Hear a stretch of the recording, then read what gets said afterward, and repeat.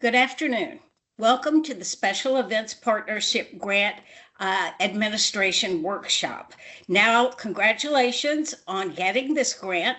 Now we're going to give you some tips through this workshop to make it easier for you to follow the steps that you need to follow and easier for you to get your reimbursements. I'm Martine Collier. I'm the Division Director of the Arts Council. But I'm going to introduce Eileen Blake, who will be conducting this workshop, and there will be plenty of time at the end of the workshop for any questions that you have. So Eileen, take it away. Hi, first things first, Lisa, for some reason we can't see the screen anymore. Are you still sharing? Or have you looked at something else? I think I made the screen so that I could hit something to make see people. So Yeah, let so me stop sharing and then I'm going to share again. Okay. Here, I'm just gonna share the screen and then so we can. I got it. You got it? I got Okay. it. Yeah, there it is. So yeah, Sorry about make that. sure we stay here and don't put anything else on the screen for a minute, please. Yeah, I was just seeing if everybody was in. Thanks, everyone. Sorry for the slight technical malfunction here. So we'll get going. If you don't mind hitting the next slide, Lisa, we'll just talk about what we're going to cover here today. I'd like to do that. Okay, I'm gonna share the presentation. So just give Please me a do. second. Yeah. Mine's glitching somehow or another. Sorry about this, everyone. Just give us 1 second here. And okay. Lisa, can you confirm that you see my screen, please? Yes. Okay, great. All right, here we go, guys. So just wanted to say welcome again. On the call right now, we have Martine Collier, our division director, who just spoke, myself, Eileen Blake. We also have Kathy Collins, who is a program manager for some of the other Arts at Council grants, not this one, and Lisa Hill, who is the coordinator for this grant program. We're going to be covering a variety of topics here today. I'm going to start off with covering the agreement, publicity, and then we'll get into things like requests for payment. So just a brief rundown, like what is this? We are obviously funding you all for different arts and culture special event grants around the county with an emphasis on tourism and community building.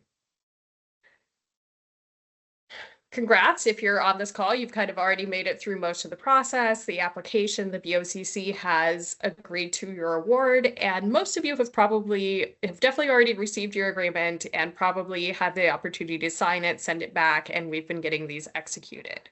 So thank you for kind of keeping up with that. Obviously, the events that are taking place must happen in Hillsborough County in order to remain eligible. And if there are any changes, please let us know. It's not a big deal if you do have a change, but I just want to emphasize that we do need to kind of know what's going on with the event. We'll get to this in a minute because we come out and join you at a lot of these events and make sure that things are going the way they were described in the application. So if there's a different venue change or something going on, we just need to know about it.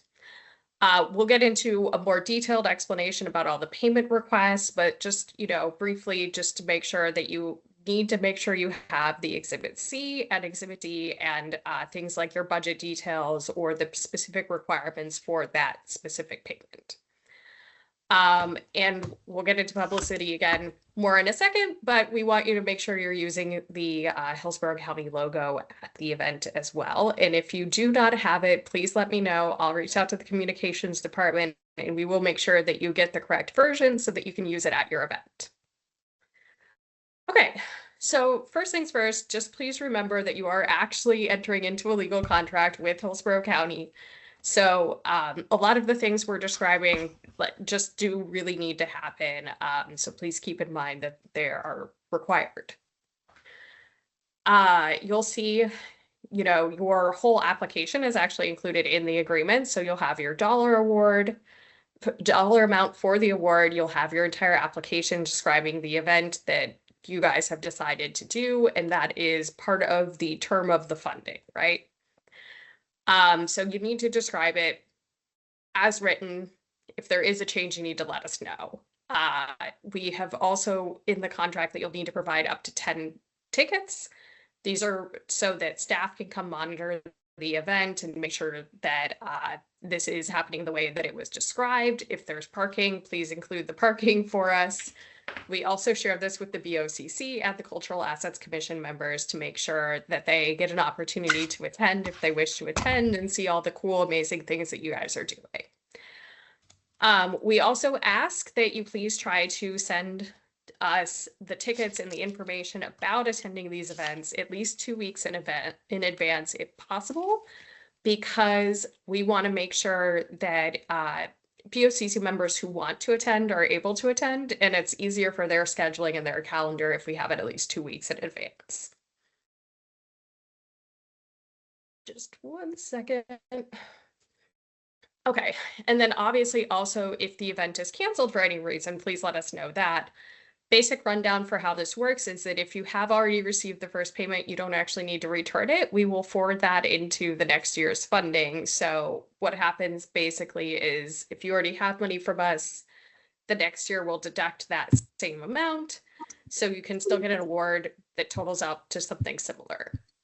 And then this is never really needed to happen, but just as an FYI that we do have the right to terminate the agreement if we need to, or if funding for some reason is not available. That happened once during the pandemic and really has not been an issue since. And back to publicity, a little bit more actual information here for you.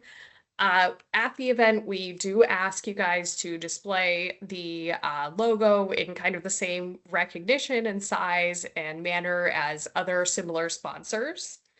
And if you have any kind of media that you're doing, please remember to acknowledge the Hillsborough County BOCC for their support.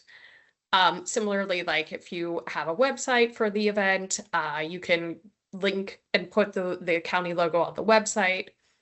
And again, if you have any questions about this, I'm happy to help. And if you need the logo, let Lisa or I know, and we'll make sure that you get it from the communications department.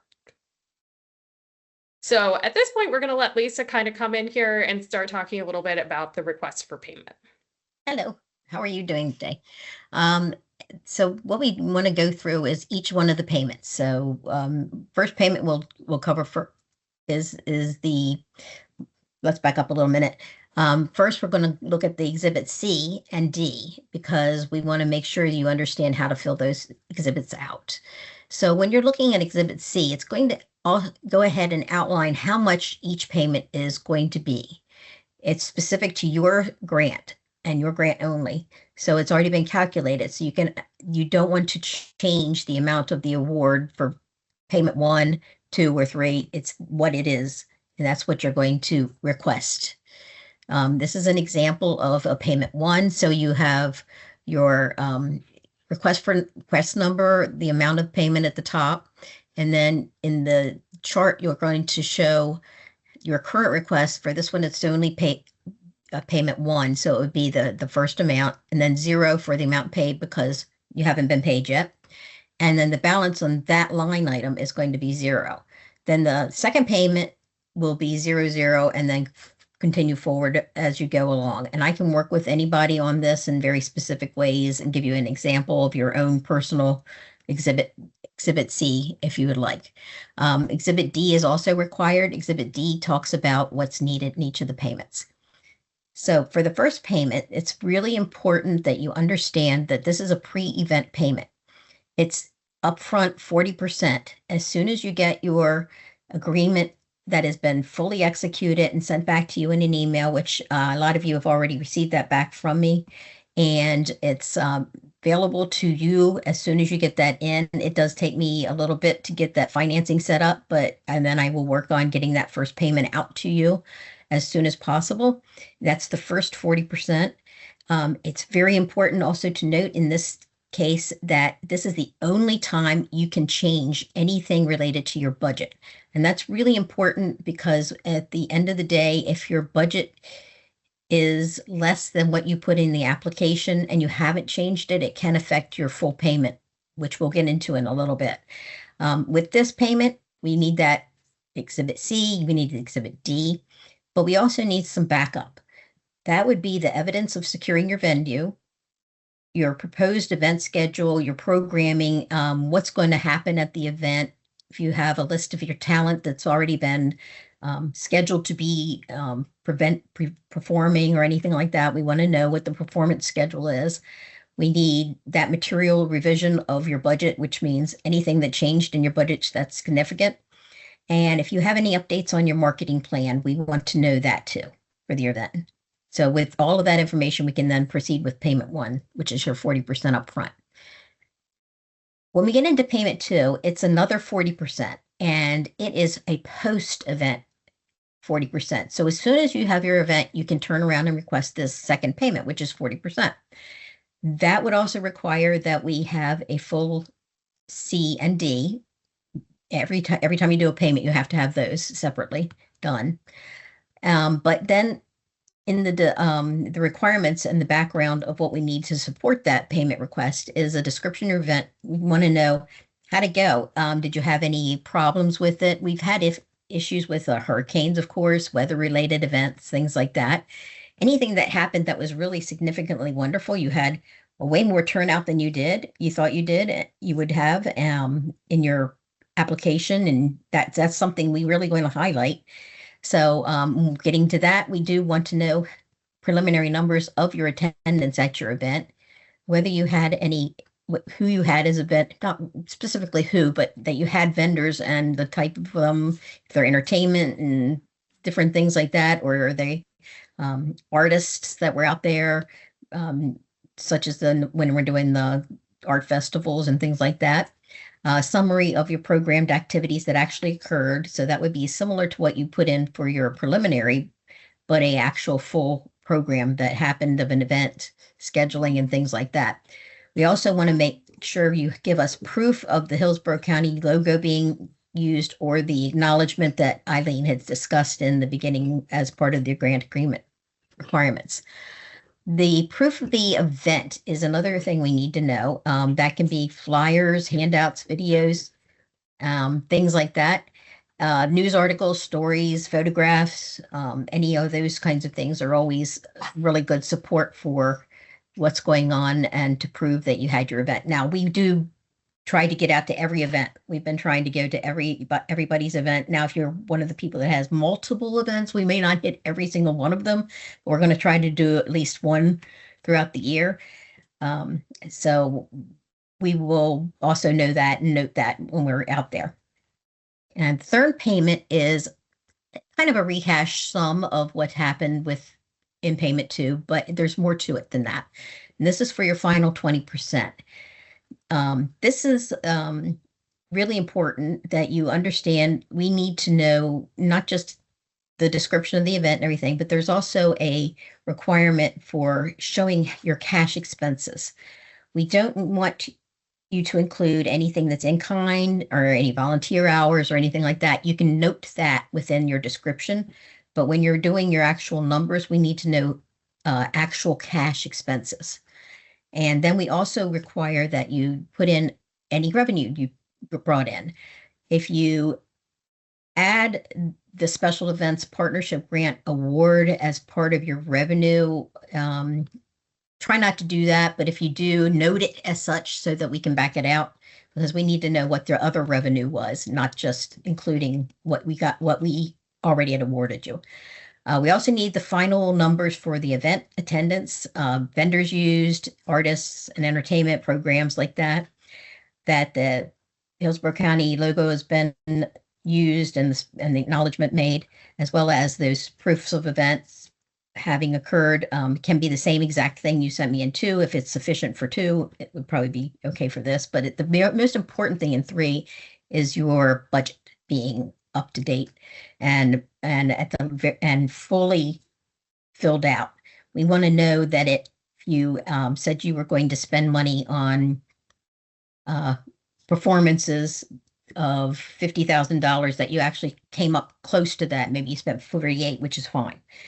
However, the other thing is you need to remember is there is a requirement that if there is something that's really deviant from the application and the expenses noted in the application, we may withhold this 20%. It doesn't happen very often, but it can happen. Hi, I just want to also You want to add quickly- something? just start throwing out here. I do want to emphasize the attendance and vendors and artist entertainment kind of numbers. We actually use that internally, so those things are really Yes, important very to important. us for our own data and tracking. So just to help you guys wrap your minds around like why we're asking for some of this, it's part of how we kind of track and talk about the impact of this program.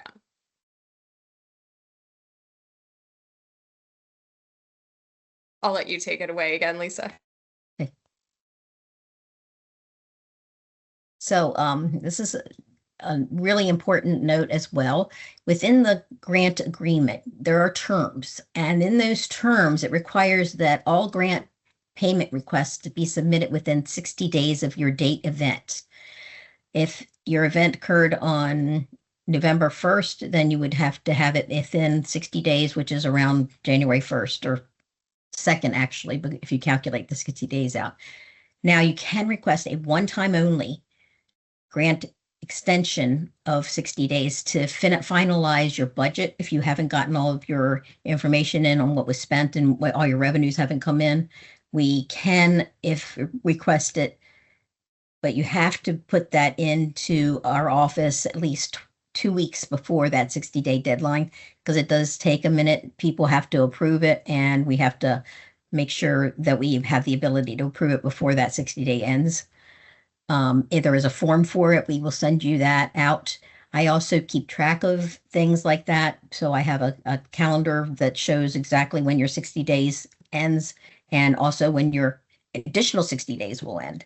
So this is a really important piece to remember. It is part of the grant agreement that you're signing, and we need to make sure we get our payments in or an extension within a period of time to comply with that grant agreement. The other thing is that the clerk's office utilizes the address noted on the W-9 that you filled out when you sent it in with the agreement. So if there's a different address or anything and you're having things sent to you, we need to know that. Send us a new W-9 or whatever. Probably new W-9 would be the most important thing. It's because we can then send it to the clerk's office. Direct deposit, if you've signed up for it, great. That'll make it a whole lot easier for you to get your money back. And that is done through the clerk's office only. We don't touch any of that. And if you haven't done it, there was a form that was attached to the agreement when it was sent to you originally for signature. If you don't have it, send me an email. I'll resend it out to you if you're interested in doing that. It does get mailed to the clerk's office, though. And as we talked about a little bit a second ago, the final 20% can be withheld if the actual cash expenses are significantly different from the estimated ones that you used in your application.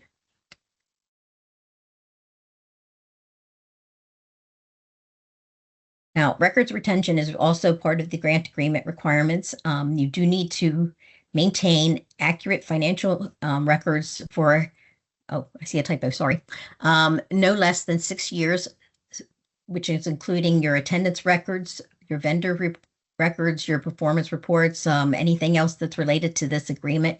You would want to keep them in a separate file.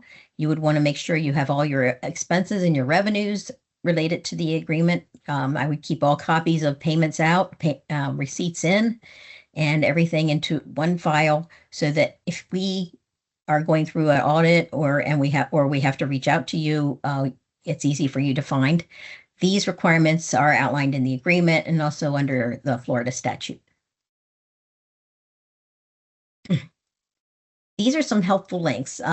We just recently have a new Arts Council webpage that was put together for us, and it looks very similar to the old one, but it is new.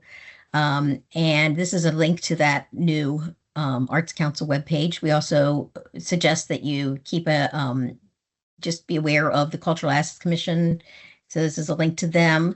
They are, of course, your body that did the initial scoring and review of your application for forwarding to the Board of County Commissioners. Then we have our manual for the Special Events Partnership on our Special Events Partnership grant page.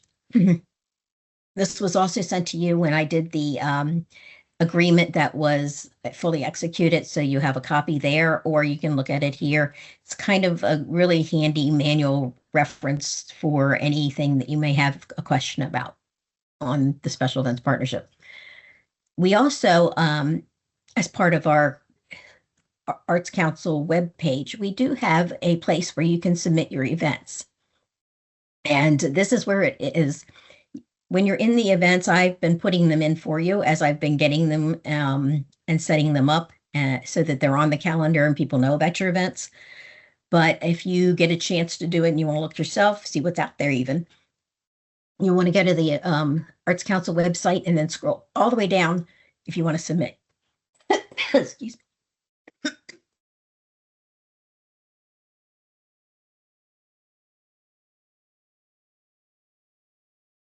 Okay, Lisa, are you good? Yeah, I need a drink.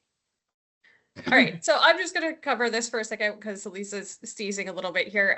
But obviously, you guys can reach out to us about anything that you need at any point. This or the manual doesn't really take the place of. If you need advice, you can always contact us, and we'll also send you these slides so that you can have the helpful links and our contact information and everything after we're done here today. And from here, we're just going to go into questions, and I'm going to just continue the slideshow so that I can see everybody and see if you're asking anything.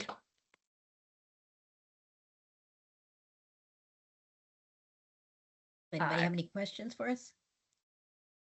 Yeah, you can put it in the chat, or you can unmute if you want to talk to us directly.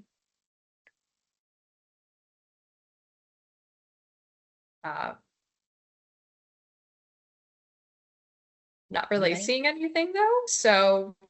And I was going to say, of course, reach out to me. I'm always willing to walk through anything you have a question about and try to figure it out for you. Both Eileen and I are always willing to pitch in and do whatever needs to move it forward the smoothest way as possible. Yes, and since I'm really seeing no questions happen here, which is a first, but I'm going to say that this is a good thing. Since there don't appear to be a lot of questions, we'll just give you back your time, and otherwise we'll just be sending out a PDF with these slides later. Thank you, everyone. Thank you, and have a nice weekend. Yes, have a good weekend. Bye, everyone.